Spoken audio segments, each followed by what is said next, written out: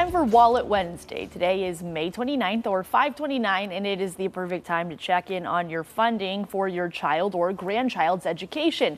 For many folks, starting when they're young is important to avoid sticker shock later on. Yeah, so take a look at how much tuition has increased over the last 20 years, according to U.S. News and World Report. So for an in-state public university, a 56% increase. Wow. Out of state, also up 56%, and private schools are up 40%. The costs are high. Now, Samantha Paulo with Ferguson Wellman joins us live now to talk through some important and timely information about those 529 plans that parents should be aware of before sending their kids off to college. Good morning.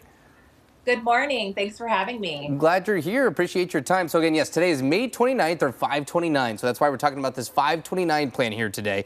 Now, there have been a few updates to the 529 plan since it was created around the mid-90s. So what should we know about the changes, and maybe what are just some of the basics about what a 529 plan is? That's right. So the 529 plan is a tax-advantaged way to pay for college. And a lot of people don't realize there are two types. There is a prepaid tuition plan, which is less popular. And then there's the 529 education savings plan, the much more common version of a 529. And what this is an account where you can make contributions that you can then save and invest, tax deferred, and then later you can take them out to pay for qualified education expenses without ever paying tax on the growth in the earnings. Now, you mentioned some of the changes that have occurred. In recent years, the rules have been relaxed a little bit to allow some other options. So, for example, you can now use 529 plan funds to pay for a portion of K through 12 education, to pay back some of your student loans, and even in some cases to help fund a Roth IRA for the beneficiary of the 529 plan. All right, so Samantha, if someone watching this has a child in either middle school or high school and they haven't started saving yet, is it too late? No, it's never too late to start saving, even though it is helpful to start as early as possible. One example is if you have kids that are in middle school or high school, you can still contribute to 529. And if you put, say, $500 per month for 4 years and you grow that at 5%, you would have $26,000 saved up by the time your kid goes off to college. It won't pay for all of it, but it will certainly help with some of the expenses. One thing to keep in mind if you have middle school, high school age kids is just to remember that you have a shorter time frame to when they actually start needing those funds. So you'd want to be a little more conservative in how you invest the assets inside that account.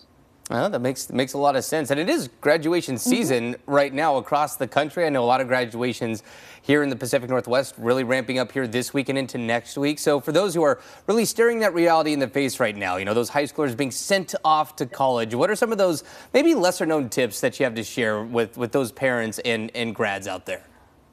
Great question. And something a lot of parents forget or wish wasn't true is that when their kids become adults, we no longer get to make decisions for them and we don't have access to their information. So that means that if your child goes to college and has an emergency, you need to have some legal documentation in place. Two things to make sure that you've thought through are health care and financial. So in most cases, someone would need a healthcare power of attorney and a HIPAA waiver, which refers to healthcare privacy laws.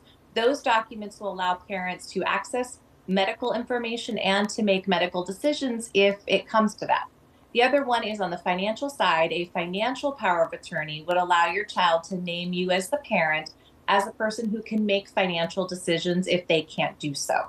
Now, the rules vary by state, so children who are going to school outside of the state, here in Oregon, would need to have both Oregon documents, and they might need to have documents for the state where they're attending school. Super important. The rules change when you leave the house and you turn 18. Yeah, it's a good point. It's a good point. Things change hugely. You want to make sure that your parents, if they're still going to be involved, that they have the legal, authority to do so. So, Samantha, where can parents find the most accurate information about saving for education?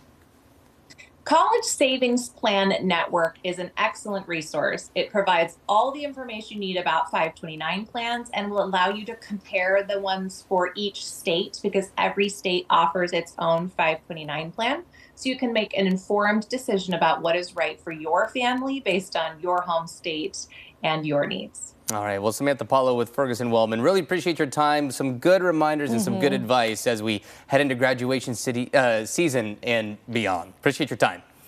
Thank you. Of course. And for more financial advice and those money management tips, check out our previous Wallet Wednesday segments on KOIN.com. And you can always click on AM Extra. Time is